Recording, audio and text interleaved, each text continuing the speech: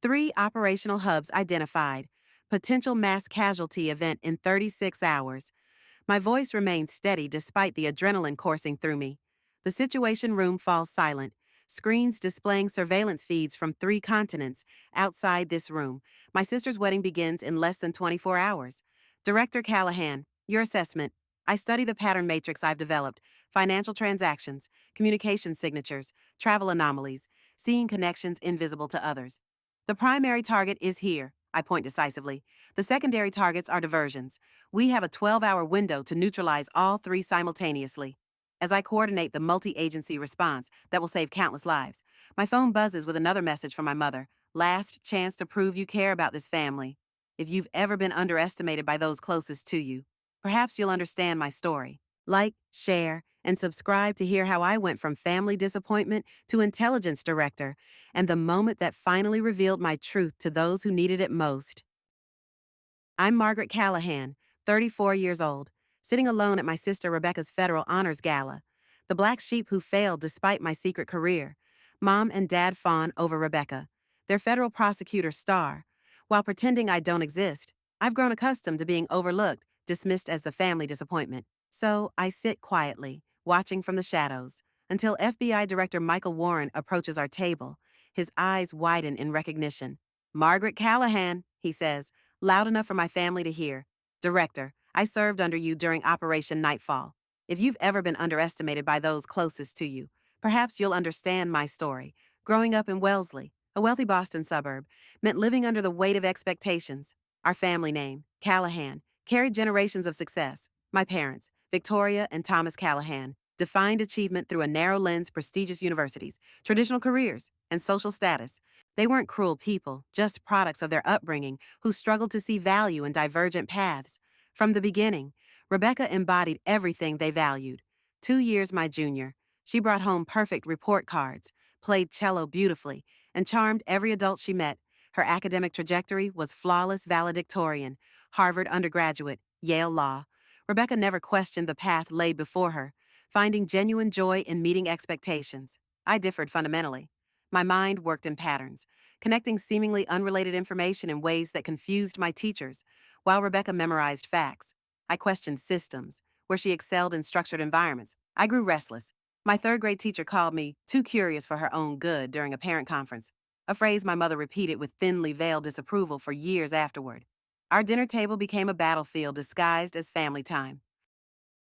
Rebecca received another academic commendation today, Mom would announce before turning to me with that familiar expression of hope mixed with disappointment. "Maggie, did anything interesting happen at school?"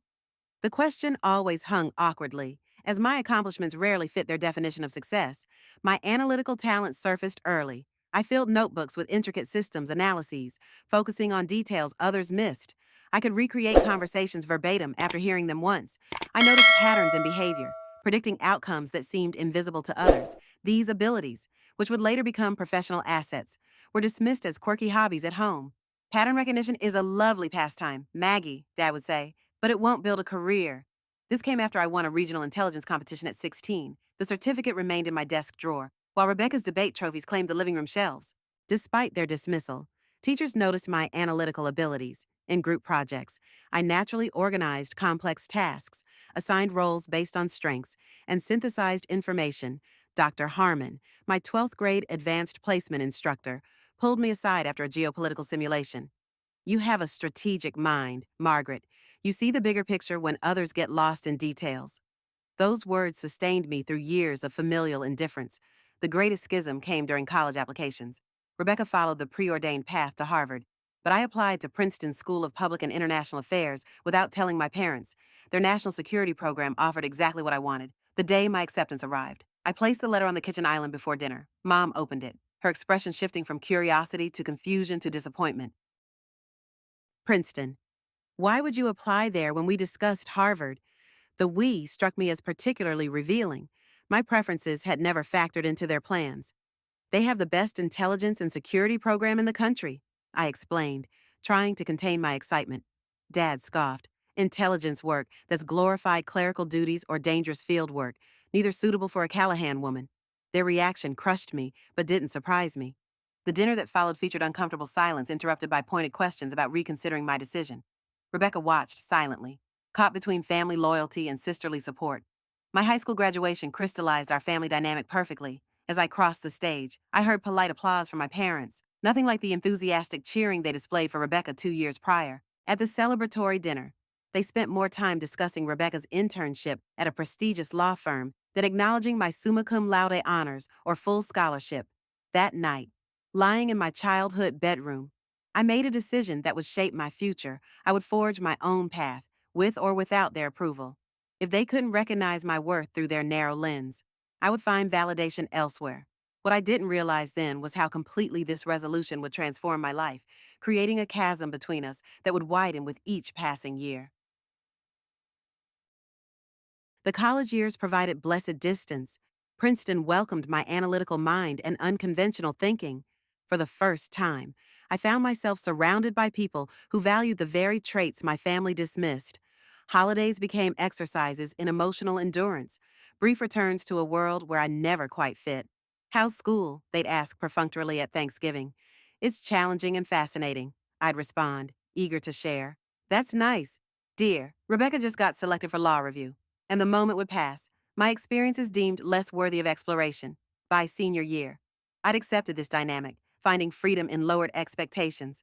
They expected little of me, which paradoxically allowed me to take risks and follow my instincts, while Rebecca labored under the weight of their approval. I discovered liberation in its absence. This realization didn't ease the pain of being overlooked, but it helped me recognize the unexpected gift hidden within their dismissal independence. My career began not with a job application, but with a conversation. During my junior year at Princeton, Professor Alexandra Bennett asked me to stay after her advanced intelligence analysis seminar. Tall and imposing with silver-streaked hair, she carried herself with the quiet confidence of someone who'd seen things others hadn't. "Your analysis of the Caucasus Energy Corridor scenario was remarkably insightful," she said, leaning against her desk. "You identified vulnerabilities the actual agency missed during their initial assessment." I thanked her, unsure where the conversation was heading. "I don't usually do this," she continued, "but I'd like to recommend you for a special internship program." She handed me a business card with only a name and phone number. "Call this number if you're interested. Say Alexandra sent you." That phone call led to a series of interviews in nondescript government buildings, culminating in an offer to join a specialized intelligence training program after graduation. The catch: much of my work would be classified, limiting what I could share about my career. I accepted without hesitation. Finally, my analytical abilities would serve a genuine purpose. The program proved even more challenging and fulfilling than I'd hoped. My class started with 30 candidates. Only 12 completed the rigorous 6-month training. I graduated first in my cohort, earning immediate placement in a tactical analysis unit. My first apartment in Arlington was small, but mine. When my parents visited exactly once, their disappointment was palpable. "You work for the government now, I suppose that's stable," Mom said, examining my modest furniture with thinly veiled disapproval. "What exactly do you do all day?" Dad pressed, clearly picturing me filing paperwork. "Intelligence analysis," I answered truthfully but vaguely. "Like a research assistant?" he asked, rather than correct him. I simply nodded. Their narrative of my mediocrity was already firmly established. Contradicting it seemed pointless. They left early, citing dinner plans with Rebecca's law school mentor. My first major operation came 8 months into the job. Our unit intercepted communications suggesting a potential attack on a diplomatic mission in Eastern Europe. I noticed a pattern others missed, connecting seemingly random phrases to an obsolete Soviet-era code system I'd studied in training. My insight allowed us to pinpoint the target and timing, enabling preventative measures that saved 37 lives. The director herself commended our team, singling out my contribution. "Callahan showed exceptional pattern recognition and historical knowledge," she noted in the official report. That night, alone in my apartment, I allowed myself to feel the pride my family had never provided. 2 weeks later, I received a promotion and my first significant pay increase. The same day, Rebecca called to remind me about her law school graduation ceremony. "You'll be there, right? Mom and Dad are organizing a huge celebration." The dates conflicted with a critical briefing I couldn't miss. "Rebecca, I'm so sorry. There's a work commitment I can't reschedule." "A work commitment? You're analyzing reports. What could possibly be so important?" Her voice carried the familiar family assumption that my career held minimal significance. "It's complicated," I offered lamely. unable to explain that I'd be briefing senior officials on national security threats. You know what? Don't bother. Mom said you'd find an excuse. She hung up before I could respond. The graduation weekend arrived with a barrage of accusatory texts from my parents. I was selfish, unreliable, jealous of Rebecca's success. Each message reinforced their perception of me as the family failure, the daughter who couldn't even show up for important occasions. Meanwhile, I sat in a secure briefing room, presenting intelligence that would redirect counterterrorism resources and potentially prevent multiple attacks. The dichotomy was surreal, professionally respected for my expertise, while personally condemned for the very same commitment that made me valuable. Rebecca eventually accepted my apology, though our conversations grew increasingly strained. She shared stories of clerkship interviews and law firm prospects, while I deflected questions about my own work with vague references to government projects. In her mind, and certainly in my parents' view, I had settled for an unremarkable career while she soared. This pattern repeated with brutal consistency. Every family milestone I missed due to operational security deepened their conviction that I lacked commitment to anything meaningful. Each vague explanation about my work reinforced their belief that I had nothing significant to report. The isolation weighed heavily. My colleagues understood the sacrifices inherent in our profession, but couldn't replace family. I dated occasionally, but relationships faltered under the weight of secrecy and unpredictable schedules. One promising relationship ended when James, a pediatrician with kind eyes, grew frustrated with my frequent cancellations and limited explanations. I feel like I'm dating a ghost, he said during our final conversation. Half of you is always somewhere else, somewhere you can't talk about. He wasn't wrong. The nature of my work created a compartmentalized existence that few outside the intelligence community could understand. By my 27th birthday, I'd accepted that professional success might come at the cost of personal fulfillment, a trade-off I hadn't anticipated when accepting my position. The irony wasn't lost on me. While my family believed I lacked ambition and focus, in reality, my commitment to my career surpassed anything they could imagine. Their perception of my failure stemmed from the very dedication they claimed I lacked. But without the ability to correct their misconceptions, I remained trapped in a false narrative of my own making. By my 28th birthday, I'd established myself as a rising talent within the intelligence community. My analytical approach combining historical precedent with psychological profiling and data pattern recognition earned recognition from agency leadership. 3 years after joining as a junior analyst, I received promotion to team leader, overseeing 6 experienced intelligence officers. My first leadership test came with the Eastern Mediterranean hostage crisis. When militants captured 3 American aid workers, my team was tasked with developing personality profiles of the captors and predicting negotiation scenarios. Working 72 hours nearly continuously, I identified the faction's internal power struggles and recommended an unconventional approach targeting the second in command rather than the official leader. The strategy worked. All hostages returned safely, and the operation earned commendation from the Director of National Intelligence himself. Within months, I received promotion to department head, becoming one of the youngest to hold the position in agency history. This professional ascent contrasted starkly with my deteriorating family relationships.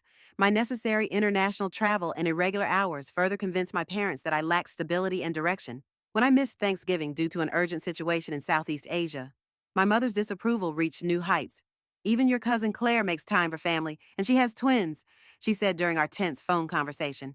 She manages a whole pediatric practice and still attends every family gathering. The comparison stung, particularly because I couldn't explain that I'd spent Thanksgiving coordinating an intelligence operation that directly impacted national security.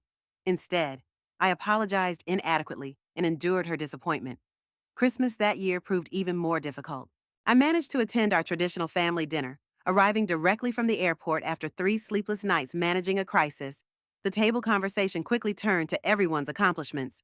Rebecca just won her first major case, Dad announced proudly, raising his glass.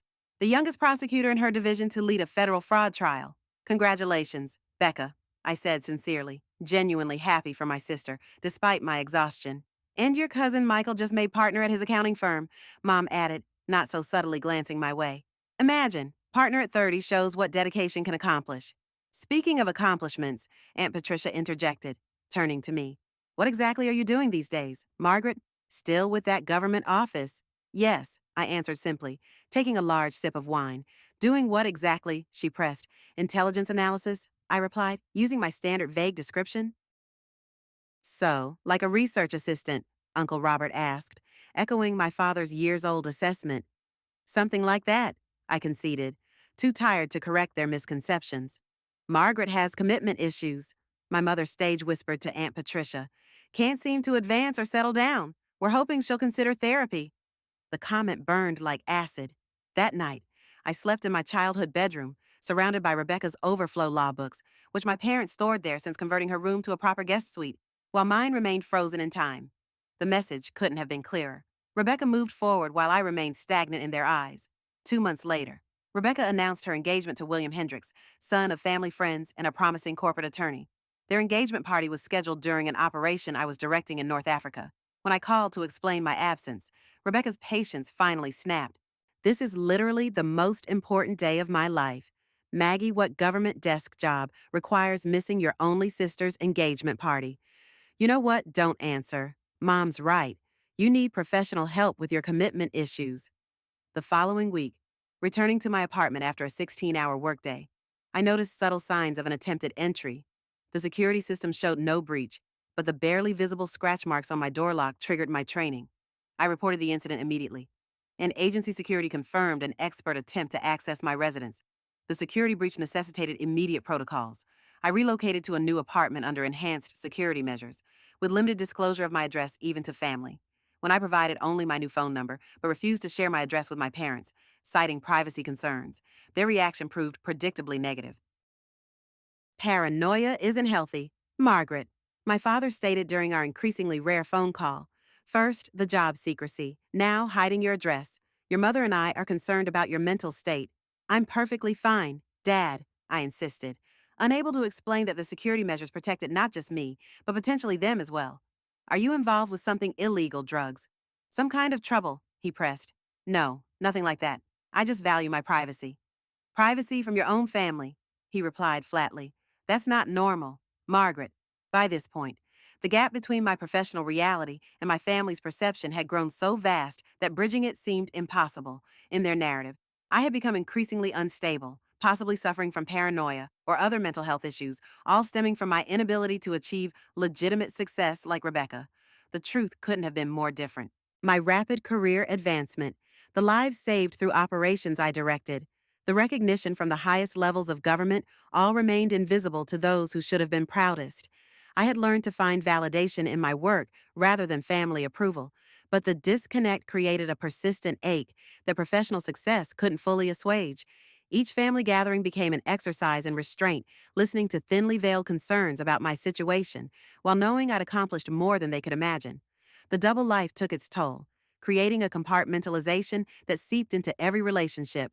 Few friendships survived the necessary secrecy, and romantic relationships proved nearly impossible. Yet, despite everything, I never regretted my choice. The work fulfilled me in ways nothing else could. Each successful operation, each threat neutralized, each analysis that proved accurate reinforced that I had found my purpose. If the cost was my family's approval, it was a price I had reluctantly learned to pay.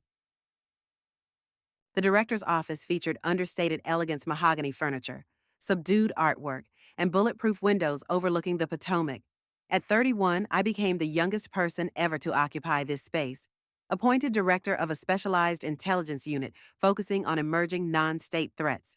The promotion came after I correctly identified a complex terror financing network that had eluded detection for years.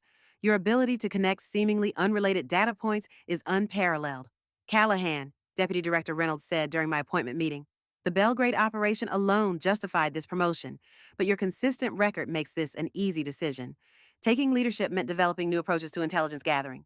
Traditional methods often miss the subtle connections between digital financial transactions, social media patterns, and physical movements.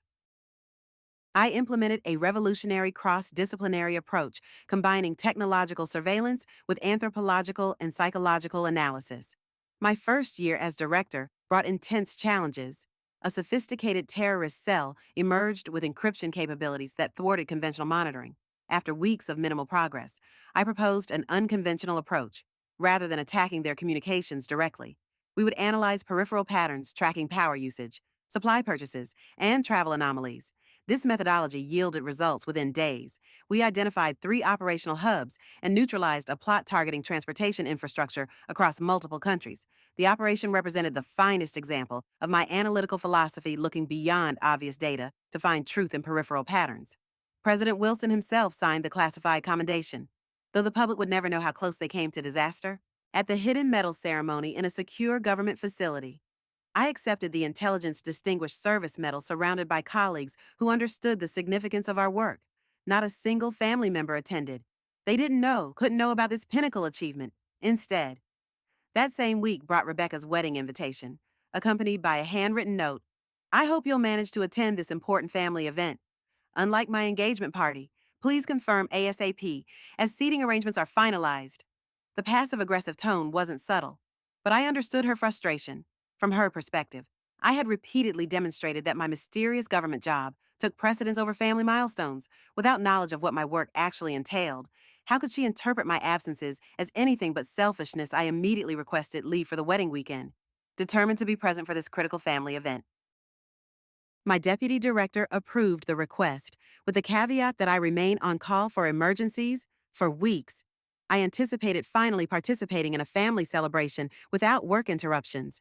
3 days before the wedding, intelligence reports indicated imminent threat activity matching patterns from a known hostile group. Initial assessment suggested a 72-hour window for potential attack execution directly overlapping Rebecca's wedding. As director, my presence at headquarters became non-negotiable. The phone call to Rebecca remains among the most painful conversations of my life. "You're not coming," she stated flatly when I began my explanation. "There's an emergency at work, something I can't postpone or delegate," I tried to explain. "An emergency analyzing reports. Stop lying. Maggie, just admit you don't care enough to be there." "That's not true. I tried everything to make this work, but your boring desk job is somehow more important than the most significant day of my life," she interrupted. "Do you know how embarrassing this is? Everyone will ask where my only sister is." "I'm so sorry. Rebecca, if there was any way, save it. I'm done making excuses for you. Don't bother sending a gift." She hung up. Minutes later, my father called. His normally measured voice trembled with controlled anger. "You've disappointed us repeatedly, Margaret, but this crosses a line. Your sister is devastated." "Dad, if I could explain, what's to explain? Whatever report you're filing can wait a day. This is a choice you're making." "It's not that simple," I insisted. "It is that simple. Family or whatever game you're playing with this mysterious job. You've made your choice clear. Don't bother coming to any family events going forward. You clearly don't value them." The line went dead before I could respond. That night, while directing an operation that ultimately prevented a mass casualty attack, I silently wept in my office during brief moments alone. The professional triumph felt hollow against the personal loss. In the weeks following, my mother left voicemails expressing concern about my mental health and inability to maintain normal relationships. She mentioned speaking with friends about residential treatment options for adults with social adjustment disorders. The irony cut deep. My psychological evaluation scores ranked in the agency's top percentile for stability and stress management. 6 months after Rebecca's wedding, I received an invitation to my cousin's baby shower with a note from my mother, Margaret. "We're including you despite your issues because families should support one another. Please consider bringing your therapist if attending alone feels too challenging." The final straw came when I learned through agency channels that my mother had discussed my concerning behavior and possible paranoid tendencies with a neighbor who worked for the Department of Health and Human Services, attempting to get information about involuntary psychological evaluation procedures. After 5 intense years as director, marked by unprecedented operational successes and complete familial alienation, I made a difficult decision.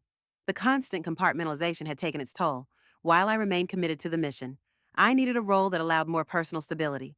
When offered a transition to a senior consulting position, I accepted, seeking balance I hadn't previously believed possible.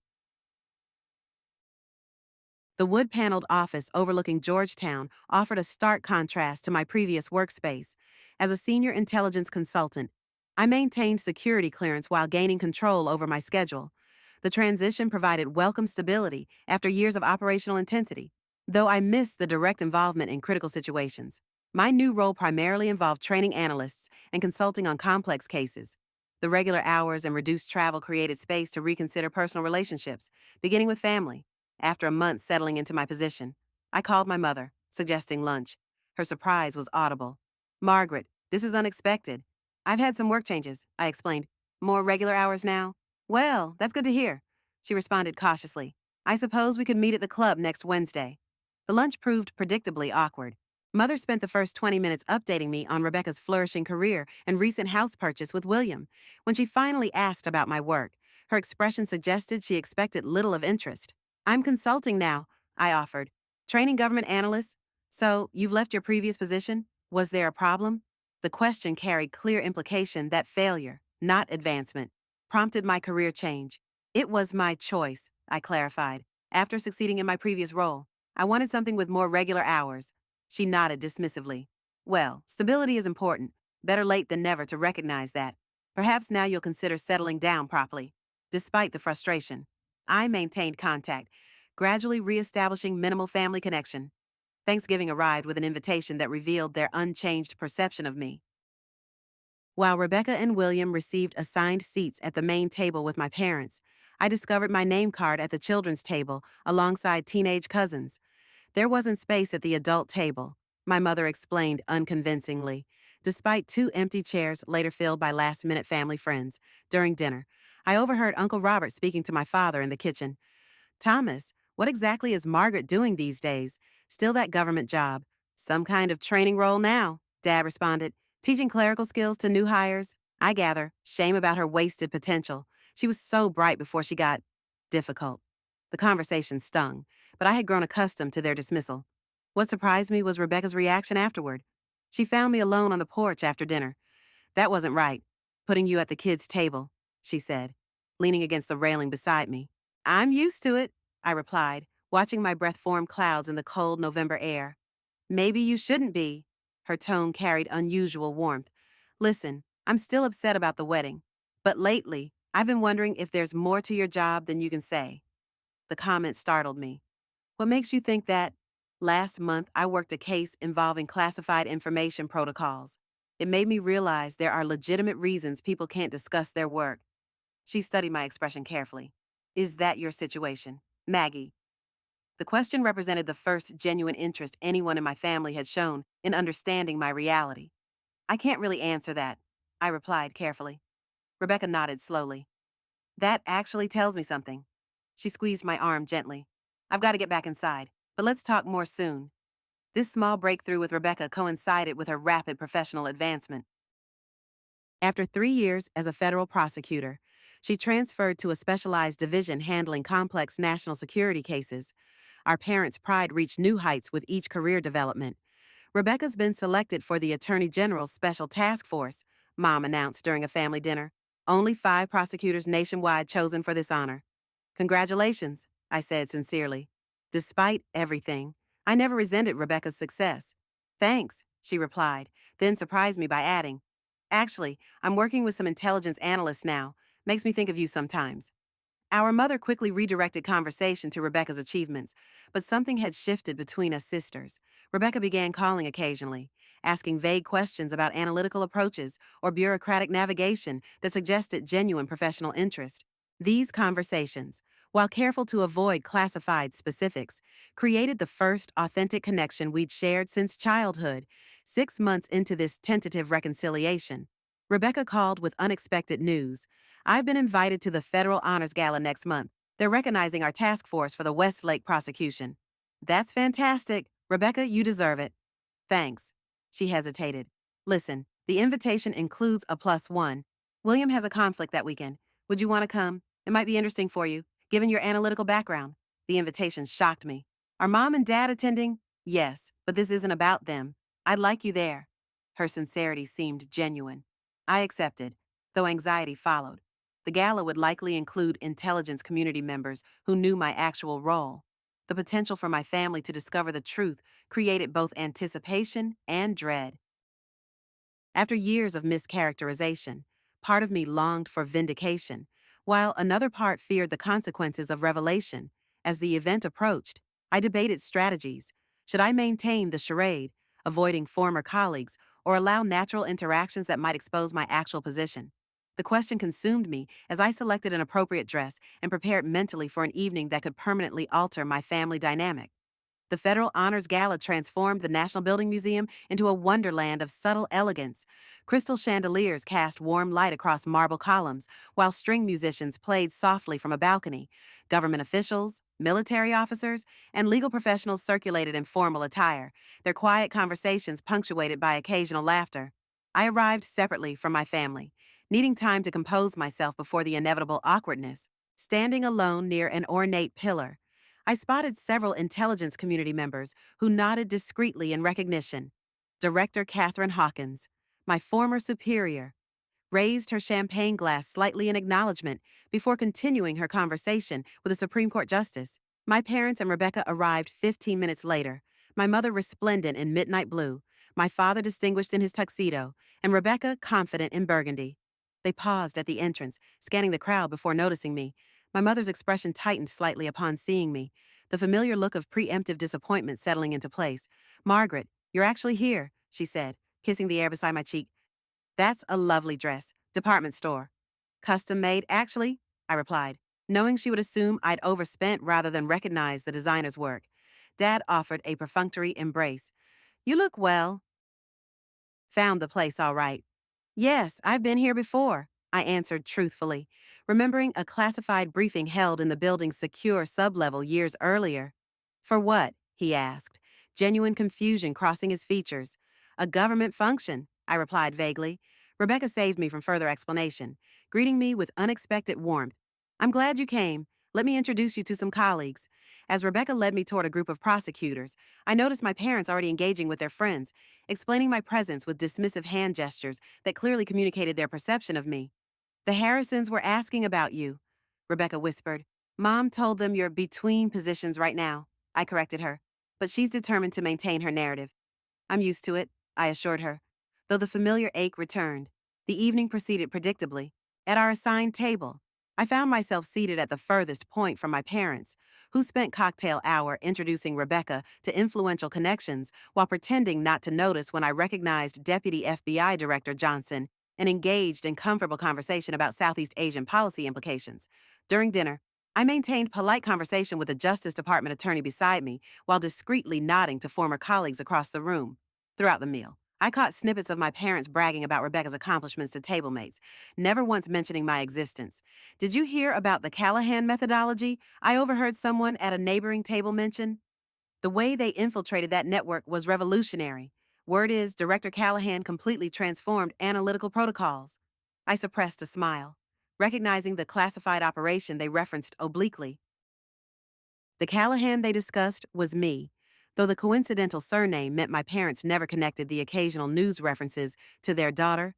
After dinner, the formal recognition ceremony began. Rebecca's task force received well-deserved honors for their prosecution work. I applauded genuinely as she accepted the award, proud of her accomplishments despite our complicated history. Our parents beamed with unrestrained pride, their standing ovation continuing long after others had seated themselves. As the ceremony concluded, and attendees returned to mingling, I prepared to make a graceful early exit. The evening had gone exactly as expected, reinforcing family dynamics without incident. I had just signaled to Rebecca that I was leaving when FBI Director Michael Warren approached our family table. Tall and imposing with silver temples adding distinction to his appearance, Warren headed the counterterrorism division and had worked directly with my unit on multiple operations. I tensed immediately, recognizing the potential for my cover to collapse. "Excuse me," he said, addressing my parents. "I wanted to congratulate you on your daughter's outstanding work. The prosecution team performed exceptionally." "Thank you," my mother replied, practically glowing. "We've always known Rebecca was destined for greatness."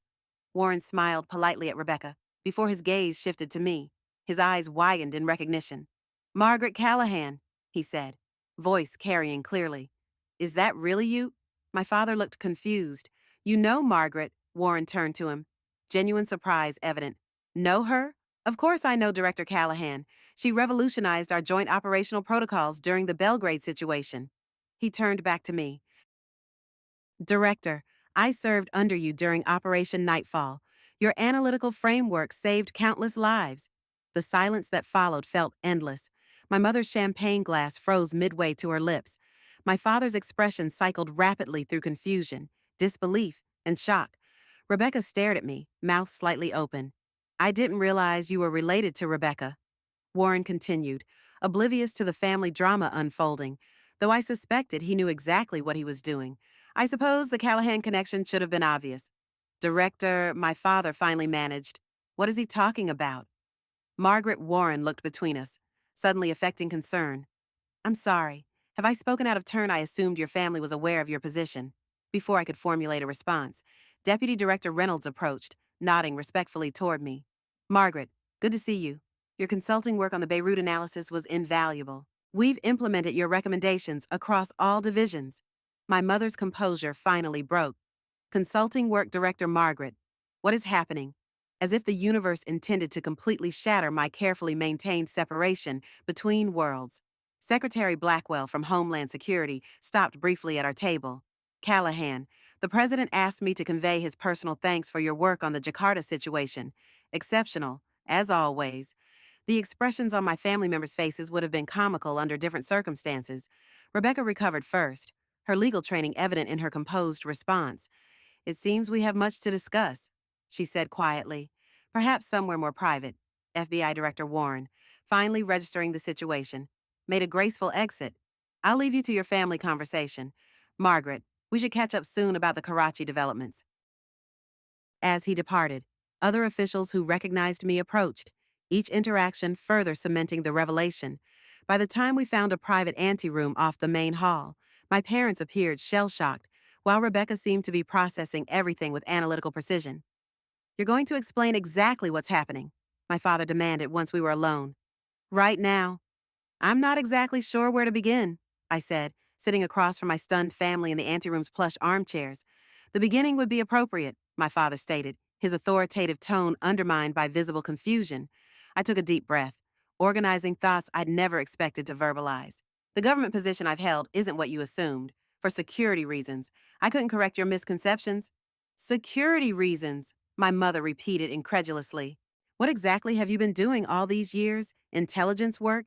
I answered, finally able to acknowledge the truth. Advanced threat analysis initially, then operational leadership, eventually directing a specialized intelligence unit. Director? Rebecca said slowly, testing the word. Yes, I became unit director at 31, youngest in the division's history. My father shook his head in disbelief.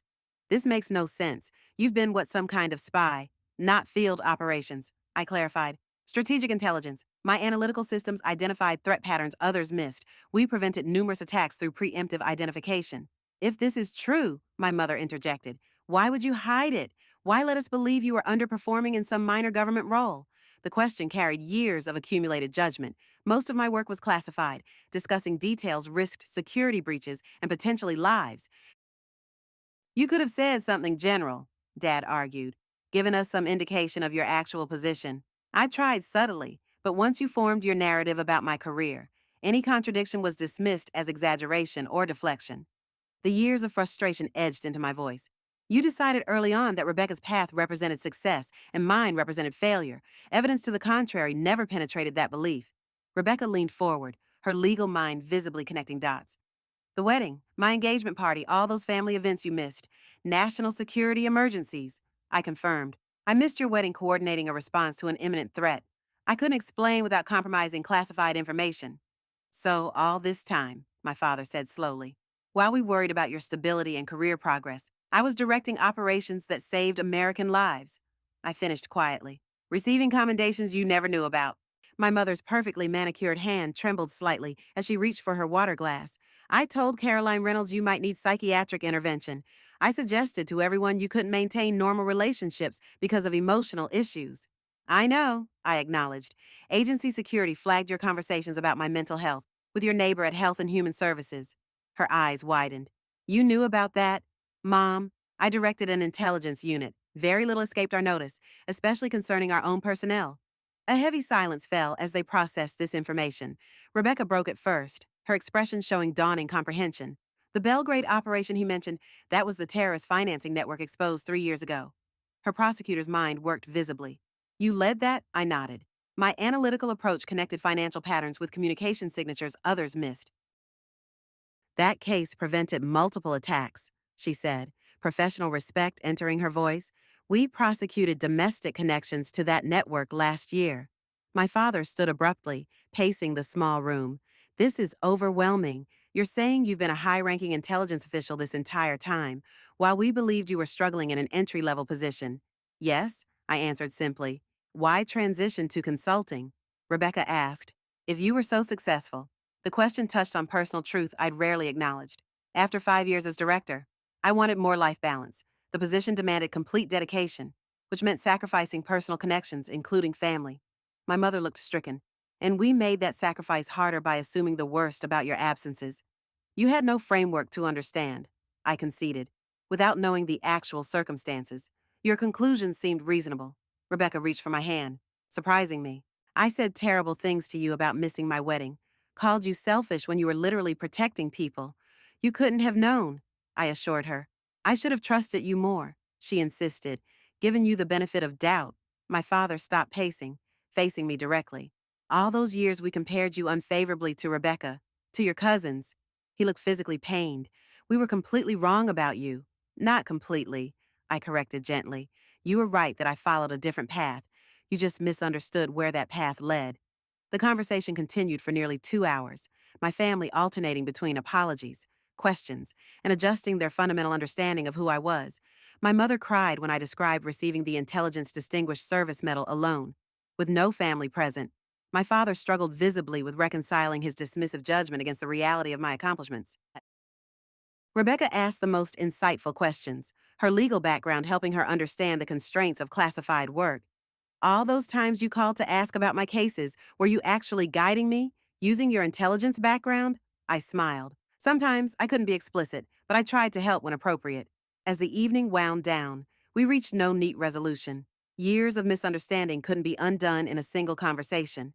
But something fundamental had shifted. The wall of misperception had cracked, allowing possibility for genuine connection. We should continue this conversation, my father suggested as we prepared to leave. Perhaps dinner next weekend at our home. The invitation represented more than a meal. It acknowledged the need for rebuilding relationship on new, truthful foundation. I like that. I accepted. The following week brought significant adjustment. My parents called daily, each conversation awkwardly navigating between apologies, questions, and attempts to reestablish connection. My mother struggled most visibly. Her carefully constructed narrative about our daughters completely upended. I don't know how to talk to you, she admitted during our third call. For years, I've thought of you one way, and now everything's different. I'm still the same person. Mom, I reminded her. That's just it, she sighed. I realize I never really knew you at all. That's a difficult thing for a mother to accept.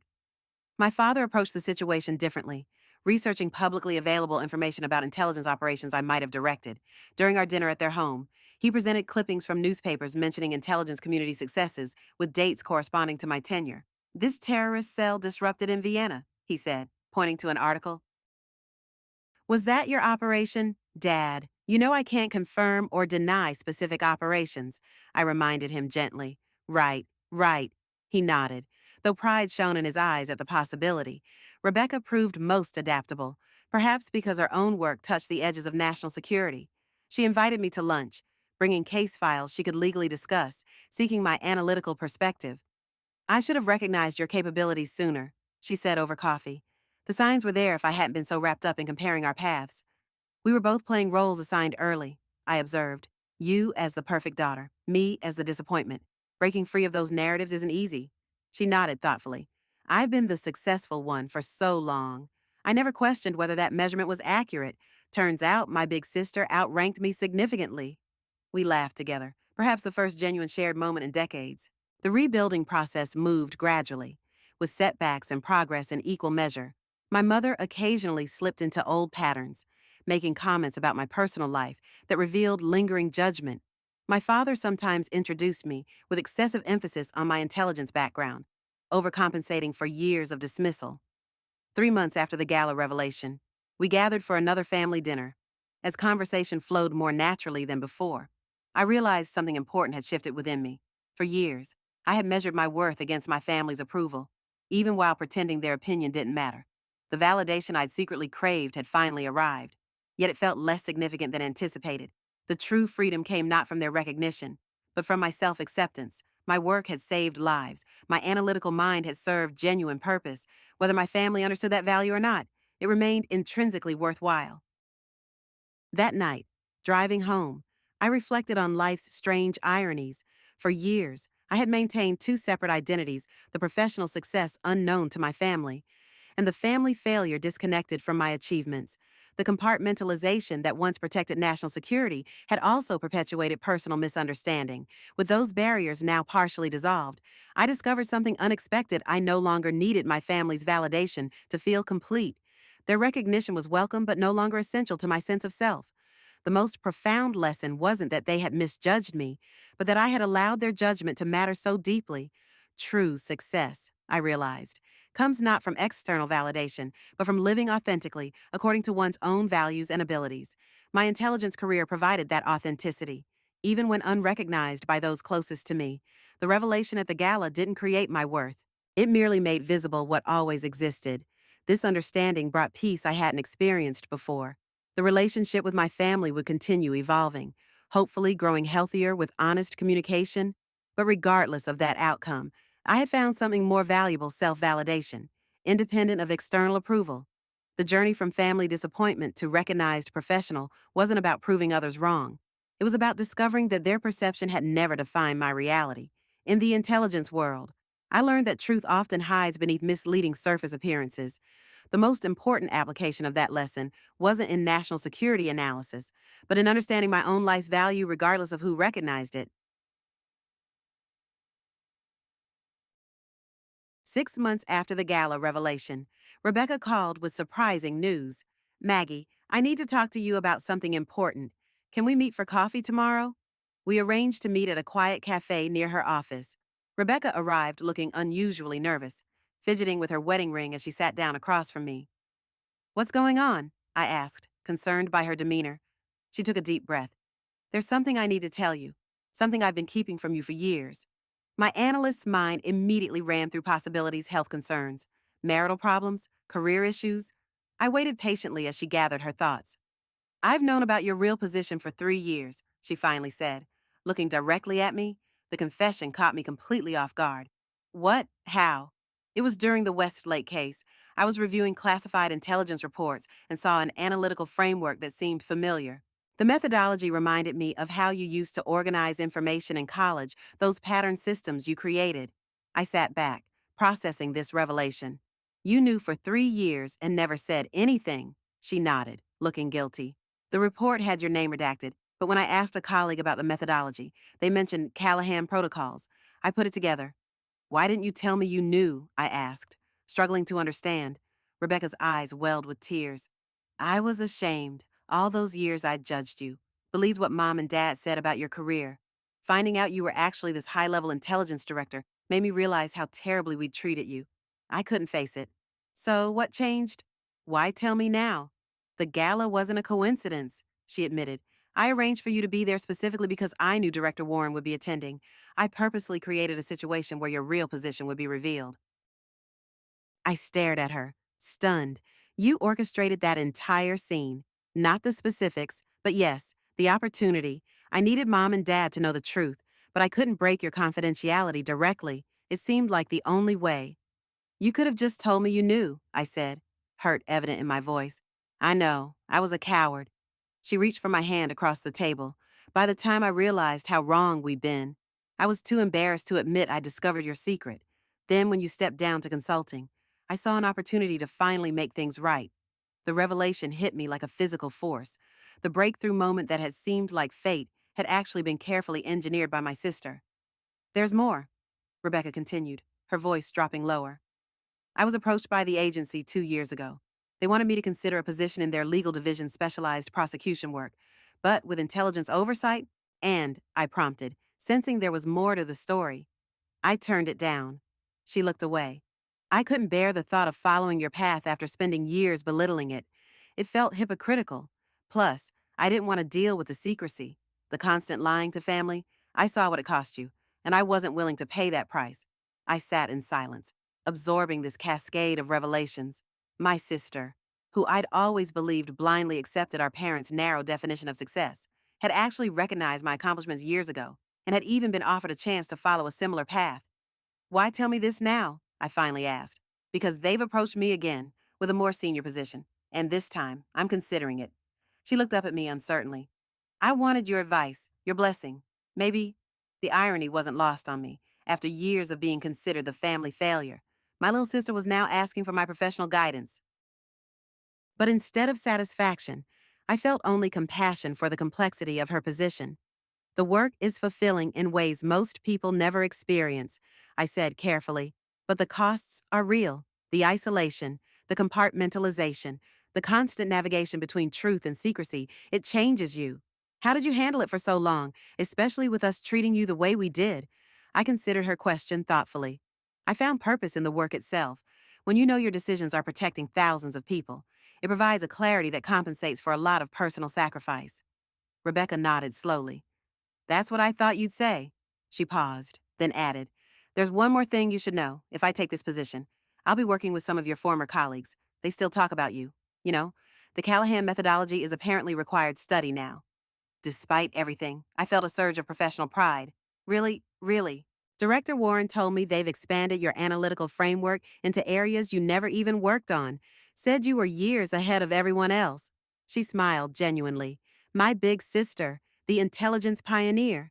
We talked for another hour, with me answering her questions about the realities of intelligence work as honestly as security protocols would allow.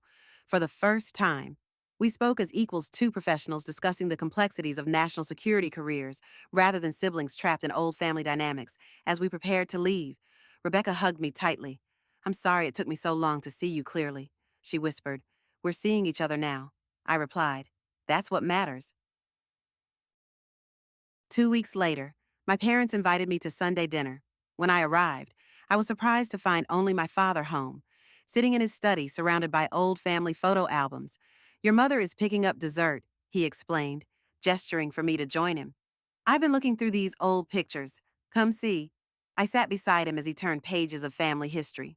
To my surprise, he'd pulled albums from my childhood that I hadn't seen in years.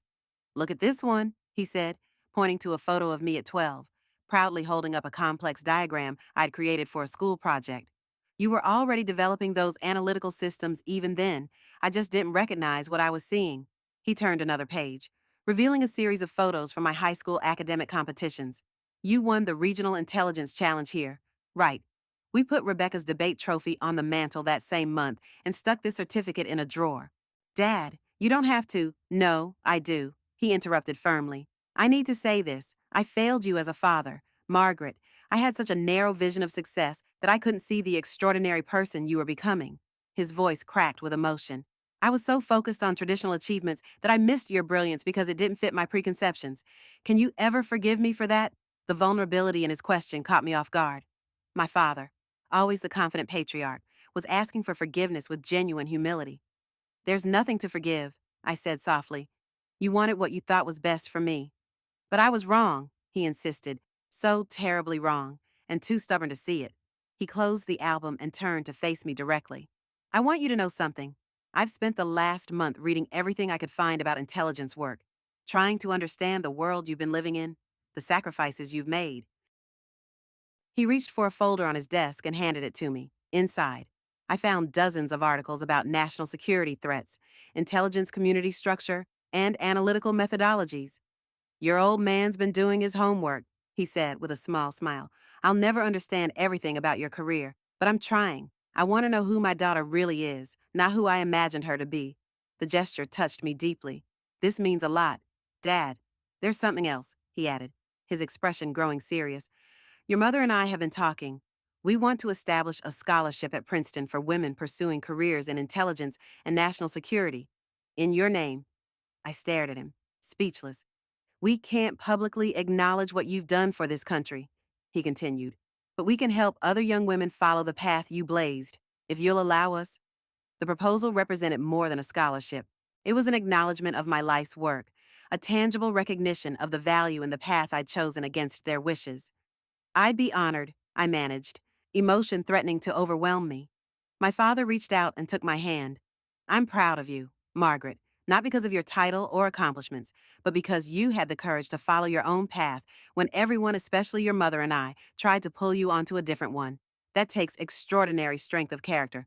When my mother returned a few minutes later, she found us still sitting together, decades of misunderstanding gradually giving way to a new foundation of mutual respect. 1 year after the gala that changed everything, I received an unexpected visitor at my consulting office. My assistant announced that FBI Director Michael Warren was waiting to see me. Director Callahan. He greeted me with a warm handshake when I invited him in. Or is it Ms. Callahan? Now I'm never sure about protocol for former directors. Maggie is fine. Michael, I replied, gesturing for him to take a seat. What brings you here? I doubt this is a social call. He smiled. Perceptive as always. No, this isn't entirely social. Though it's good to see you. He placed a classified folder on my desk. I have a proposition for you. I'm listening, I said cautiously. We're establishing a new joint task force, Interagency Cooperation FBI, CIA, NSA, Homeland, focusing on emerging threats that don't fit neatly into existing categories, the kind of patterns you specialized in identifying. I leaned back in my chair, and we need someone to head it. Someone with cross-disciplinary analytical experience and a proven track record of innovative methodologies. He tapped the folder. Someone whose approach has become the gold standard in intelligence circles. You want me to return to operational leadership? I stated rather than asked. Yes, but this would be different from your previous position. More focused, with a hand-picked team, and, he hesitated slightly, with fewer restrictions on your personal life. Meaning? Meaning family clearance options, limited disclosure protocols for immediate family members. The position would be less publicly obscured than your previous role. I raised an eyebrow. That's unusual. It is, he acknowledged, but times are changing. We're recognizing that forcing our best people to compartmentalize their entire lives doesn't always serve national security interests. Sometimes it creates vulnerabilities of its own. The proposition was tempting. I'd enjoyed consulting, but missed the direct impact of operational work, and the possibility of reducing the secrecy burden with my family was appealing. I'd need time to consider it, I said. Of course. He stood to leave. The details are in the folder. Security protocols apply, but you're authorized to discuss the general nature of the offer with your family. We've learned something from your situation. Maggie, no one should have to choose between serving their country and being known by their loved ones. After he left, I sat holding the folder, contemplating what this new opportunity might mean. The timing seemed strangely perfect just as my family relationships were healing. A path opened that might allow me to combine my professional passion with a more authentic personal life. That evening, I called my parents and invited them to dinner along with Rebecca. When we gathered at my apartment, I shared the broad outlines of Warren's offer. They want you back in a leadership position, my father asked, his voice carrying none of the dismissiveness that would have been present a year earlier. Yes, heading a new type of task force. And you're considering it? My mother inquired cautiously. I am. The work would be challenging and important. But there's a difference this time. I explained the modified family disclosure protocols, watching their reactions carefully. So we would actually know what you do, Rebecca clarified. At least generally. Within limits, yes, you'd need security clearances, but the complete compartmentalization wouldn't be necessary. My mother reached across the table and took my hand. Margaret, whatever you decide, we support you. We've learned our lesson about judging paths we don't understand. Your mother's right, my father added. You've earned the right to make this decision without worrying about our approval. Though for what it's worth, I think you'd be extraordinary in this new role, just as you were in your previous one. Rebecca smiled. Family dinner conversations are certainly going to be more interesting. Their support, freely given without agenda or expectation, filled me with a quiet joy. The journey from family disappointment to this moment of genuine understanding had been long and painful. But sitting here, contemplating a future where both parts of my life might finally integrate, I recognized how far we'd all come. 2 weeks later, I accepted the position. The transition back to operational leadership brought both familiar challenges and new opportunities. Building a team from diverse agencies required all my diplomatic and analytical skills. The work itself was as demanding and fulfilling as ever. But the greatest change came in my personal life. With my parents and Rebecca holding modest security clearances, I could finally share general aspects of my work. Family gatherings no longer required elaborate deceptions or painful silences. My mother, to everyone's surprise, became fascinated by the analytical frameworks I developed. It's like complex quilt patterns, she observed one evening, finding order in apparent chaos. I should have recognized that methodical mind of yours years ago. Rebecca and I established a monthly lunch tradition, discussing the intersection of intelligence and legal prosecution. Our professional lives, once a source of division, became common ground for deepening connection. My father, true to his word, established the Margaret Callahan Scholarship for Women in National Security Studies at the inaugural award ceremony. I watched from the audience as he spoke about the importance of recognizing non traditional paths to service words I never imagined hearing from him. The family that once defined me by their disappointment now took pride in the very qualities they had previously dismissed. The irony wasn't lost on me, but it carried no bitterness. We had all grown, painful as the process had been, on my 35th birthday. My parents hosted a small celebration at their home. As we gathered in the living room after dinner, my father raised his glass. To Margaret, he said, his voice steady with emotion, who taught us that true success isn't measured by titles or traditions, but by impact, who served her country silently while we failed to see her strength, who had the grace to forgive our blindness when the truth finally came to light, my mother added softly, and who showed us that sometimes. The ones we think have lost their way are actually blazing trails the rest of us are too conventional to see. Their words, impossible to imagine just 2 years earlier, reflected a transformation as profound as any intelligence operation I'd ever directed. The compartmentalized worlds I had maintained for so long had finally merged into a single, authentic life. Later that evening, standing alone on my parents' porch, I reflected on the strange journey that had brought me here. The painful years of misunderstanding had shaped me in ways both challenging and valuable. The resilience required to maintain my professional commitment despite personal costs had forged strengths I might otherwise never have developed. In the intelligence world, I had learned that truth is rarely obvious and appearances often deceive. The hardest operation I'd ever run wasn't tracking terrorist cells or disrupting hostile networks. It was navigating the gap between who my family thought I was and who I actually became. The revelation at the gala hadn't just changed how my family saw me, it had transformed how I saw myself. No longer divided between professional success and personal failure, I could finally integrate the fragments of my identity into a coherent whole. As I watched the stars emerge above my childhood neighborhood, I felt a profound sense of peace. The path forward wouldn't be perfect, family relationships never are, but the foundation had shifted from misperception to understanding, from judgment to respect. My journey from family disappointment to recognized professional wasn't really about external validation after all. It was about finding the courage to live authentically, even when those closest to you can't see your true worth, and perhaps more importantly, about extending grace when they finally do.